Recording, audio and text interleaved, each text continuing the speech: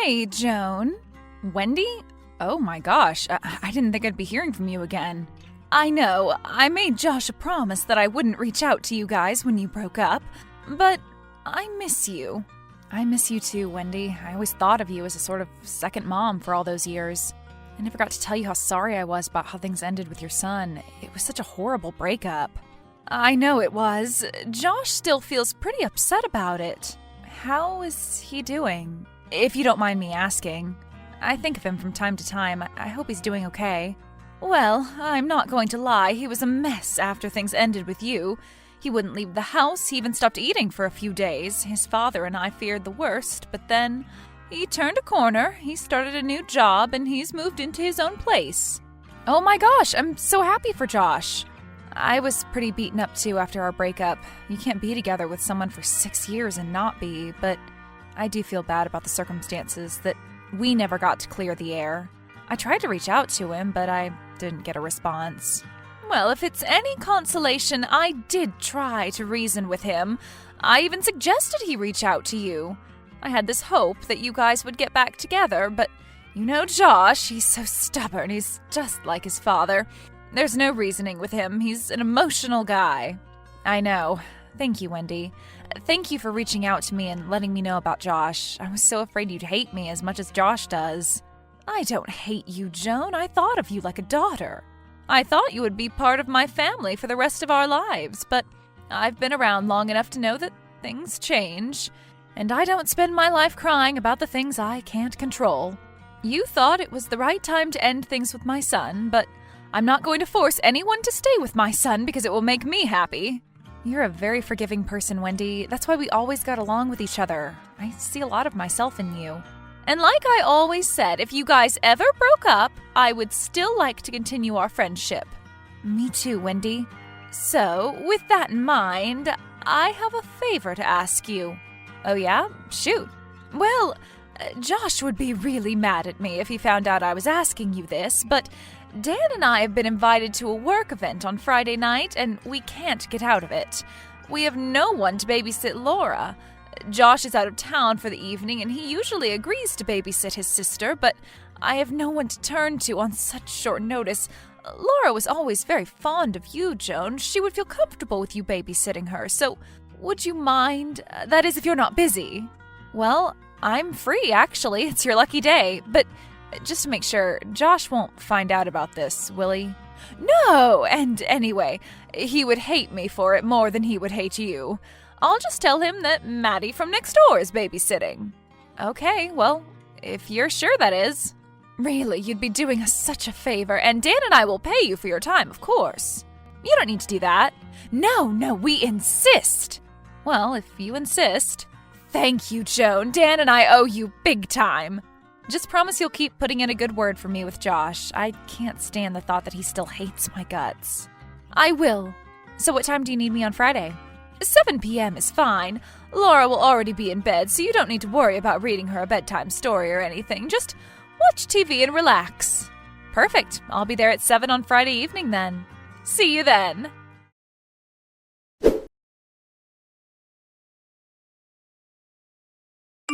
Hey, Brian. Hey, babe. How's babysitting going? It's boring. I'm just sat in my ex-boyfriend's parents' house watching TV. Just your typical Friday night. No fun for me tonight. I still don't really understand why you're doing that for your ex-boyfriend's mom, especially since you've got a new boyfriend now. Me. I'm sorry, Brian. It's weird, I know, but Wendy was very good to me for so many years, and I feel awful about what I did. What we did. I would have asked you to come along tonight, but I don't know if Wendy knows I'm already dating you. That's okay. Hopefully Wendy and her husband won't be at this work event for long, and you can come around mine after. Well, that sounds nice. What are you watching? It's a stupid documentary about bees. They're going extinct, apparently. That's not stupid. Well, the subject matter isn't stupid. It just has this really goofy narrator. Well, that sounds funny. It actually is funny for a show about a species going extinct. Wait a minute. What? I heard something. On the TV? No, from upstairs. Sounded like a loud thud or something. A thud? Yeah. Maybe Laura woke up. That's her name, right? Yeah, Laura, should I go upstairs and check? I mean, I have a baby monitor with me downstairs. I can literally hear her breathing. Sounds like she's still fast asleep to me. Maybe it's just the wind. It's a windy night. Things get knocked around. Oh my God. What? It's happened again. What does it sound like, Joan? It sounds like someone is in the house, or at least trying to get in. I don't think you should go upstairs, Joan. It's not safe. But Laura's upstairs, Brian. She could be in danger. My job is to make sure she's okay. Yeah, okay, but stay on the phone. Text me, and make sure the light on your phone is turned down. I'm scared, Brian. It's okay. Just go upstairs slowly and quietly. Where's the address? What do you mean? I mean, what is the address of the house where you are currently babysitting? 128 Portman Drive. Okay, that isn't too far. I can be with you in 30 minutes. Do you want me to drive to you? I think so, yeah. But can you stay on the phone? Like, keep texting me even though you're driving? Yeah, that'll be okay. My phone has voice texting technology. Okay, I'm going upstairs. Slowly. The door to Laura's room is open. Was it like that when you got here? I don't know. I haven't been upstairs yet. But Laura's door is usually closed. At least that's what I remember from when Josh and I used to babysit her. Well, that doesn't necessarily mean that anyone is in the house right now. Do you feel safe enough to go into her room? Yeah, well, I don't feel very safe, but I also don't have much of a choice. Okay, I'm going in. I'm opening her door slowly. She has a nightlight on. Look around. Do you see anything unusual? No, she's just fast asleep. Oh my God! What? There's that noise again. It's coming from outside in the landing. There's someone out there. Laura's awake now. Is there a closet in the bedroom? Yes. Okay, I need you to quietly get Laura, and I need you to both hide in that closet, but do it as quietly as possible. Try not to make a sound. Don't scare Laura. Just say it's a game you need to play as silently as possible. Okay. When you're in the closet, let me know. Remember, make sure your phone is silent and your light is turned down too. I'm calling the cops right now. We're in the closet. Okay, brilliant. Can you hear anything? Oh my God, Brian! What? I think the person is in Laura's room. I can't be sure. Can you see out of the closet at all? No, but I think I can hear footsteps. I'm not far away. Just hold on. If someone opens the closet doors, then kick them. Take Laura and run. Run as fast as you can. You hear me? Okay, Brian? Yeah? Tell my parents that I love them. You can tell them that yourself. The doorbell. I can hear banging on the door. Is that you, Brian? No, I'm still 20 minutes away. Oh my God. What is it? I can hear Laura's bedroom window opening. Someone's jumped out of her window. I can hear someone yelling. There's a lot of noise. From outside? Wait, someone's come through the front door. It's Josh. He's calling me. I recognize his voice. Leave the closet. I can see someone running away across the lawn through Laura's bedroom window. They're wearing a baklava. Oh my God. What about Josh? He's here now. He's in the room. I'm going to talk to him. Okay, the cops are on their way, and so am I. I'll be there soon, Joan. Hold tight.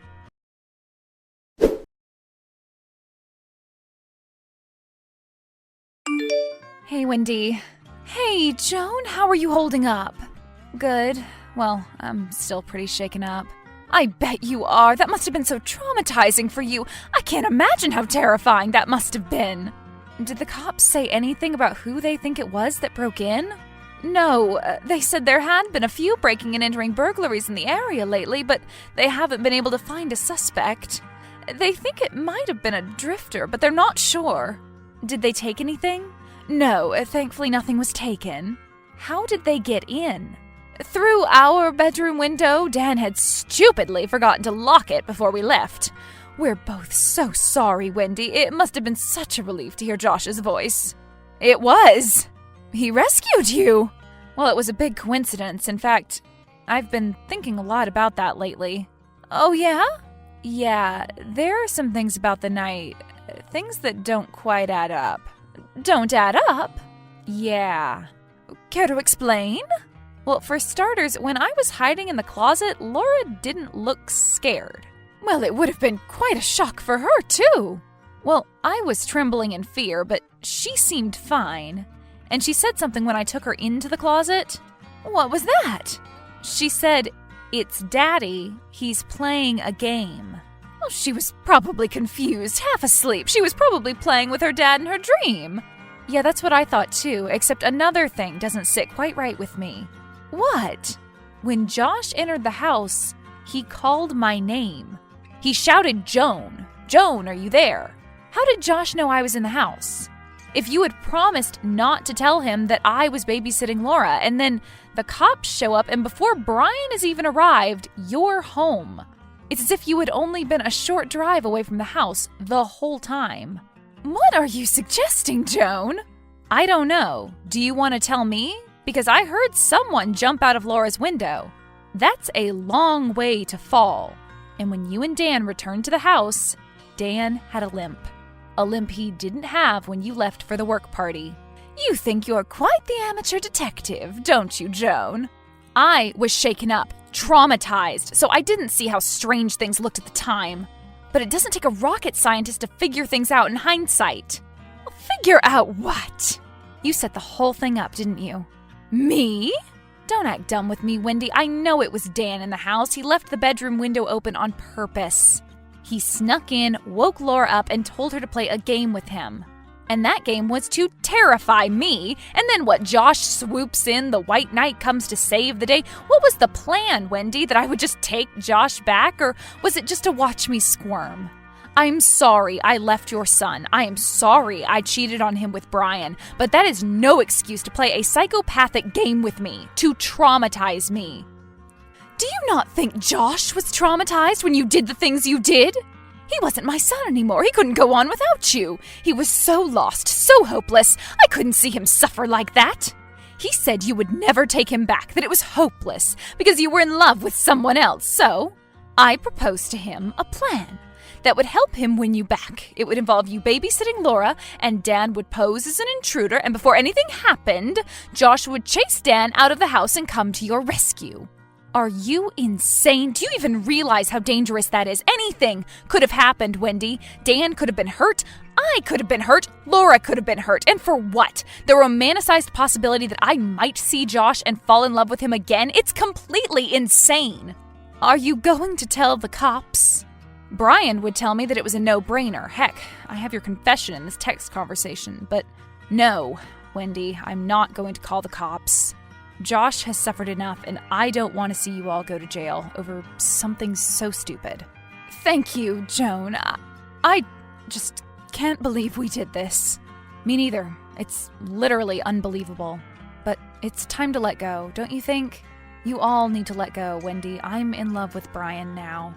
Josh and I had our time, and I am so sorry it ended the way it did. And you must all have wanted me to pay, but this was not the way. Josh is a good guy. He deserves to find happiness. Orchestrating some elaborate burglary was not the way to help him. You would never have got hurt, Joan. You have to believe me. It's like you said, Wendy. Things happen in life that aren't in our control. This was one of those things. Anything could have happened. You don't know that I wouldn't have been hurt. I'm so sorry. I speak on behalf of my whole family when I say I'm ashamed. It was a terrible thing to do. It was, but it's over now. I think I might need some therapy, but as long as I never see any of you again, I'll be fine. I understand, Joan, and thank you for not going to the cops. It's only because you've been so kind to me over the years that I'm not. But if I see any of you ever again, I'll go straight to the cops. Okay, I promise you won't. Good luck with everything, Joan. And I've compensated you for the evening. I've wired $10,000 to your bank account. Goodbye.